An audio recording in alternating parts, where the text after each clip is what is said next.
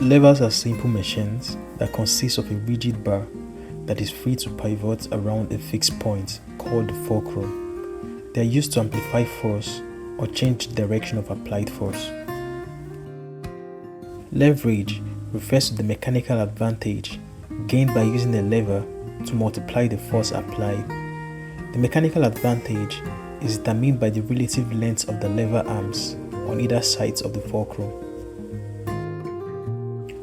The longer the lever arm on the side where the force is applied, the greater the leverage or mechanical advantage. There are three classes of lever: the first class lever, the second class lever, and the third class lever.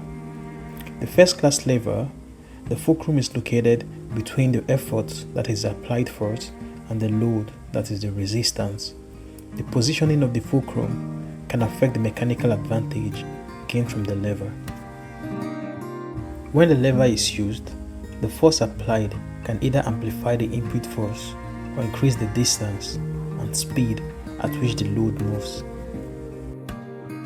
Examples of first-class levers include a seesaw, a crowbar, or a pair of scissors. For a first-class lever, we have the fulcrum, the effort at the middle, and then the load.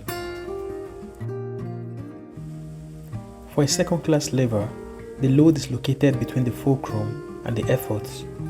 These levers are designed to provide a mechanical advantage, meaning that the effort arm is longer than the load arm.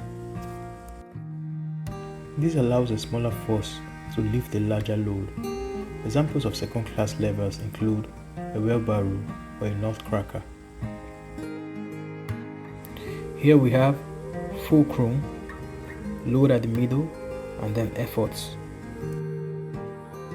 Third-class levers. Here, the effort is applied between the fulcrum and the load. These levers are designed to maximize speed and distance traveled by the load. While they don't provide a mechanical advantage in terms of lifting heavy loads, they allow for greater speed and range of motion.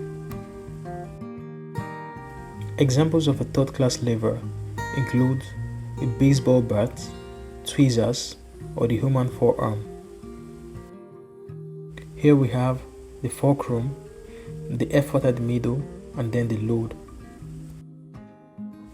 Understanding levers and their classes is fundamental to grasping the principles of mechanical advantage and how forces can be manipulated for various applications in physics and engineering. When discussing levers and mechanical systems, leverage is a measure of how effectively a lever amplifies or redirects an applied force to move a load. Now, let's look at work done. Work done is related to the transfer of energy that occurs when a force is applied to an object and the object moves in the direction of the force. The formula for work done: W equals F multiplied by D multiplied by cos theta, where W is the work done, F is the force applied to the object, D is the displacement of the object, theta is the angle between the force vector and the displacement vector. In simpler terms, work is done when a force is applied to an object and the object moves in the direction of the force. Let's look at some key points about work done. Force and displacement direction. The force and the displacement must be in the same direction for maximum work to be done. If the force and displacement are at an angle to each other, only the component of the force in the direction of the displacement contributes to the work. Positive and negative work. If the force and displacement are in the same direction, the work is positive. If they're in opposite directions, the work is negative. Positive work generally implies energy being added to the system, while negative work implies energy being taken away. Zero work. If the force and displacement are perpendicular, that is, theta equals 90 degrees, the work done is zero. Energy transfer. The concept of work is closely related to the transfer of energy. When work is done on an object, energy is transferred to or from the object. The standard unit of work in the SI system is the joules, denoted by J, which is equivalent to 1 Newton meter.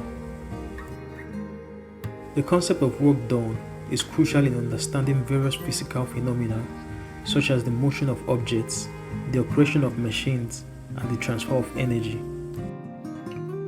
It forms the basis for the study of kinetic energy, potential energy, and the conservation of energy in physics.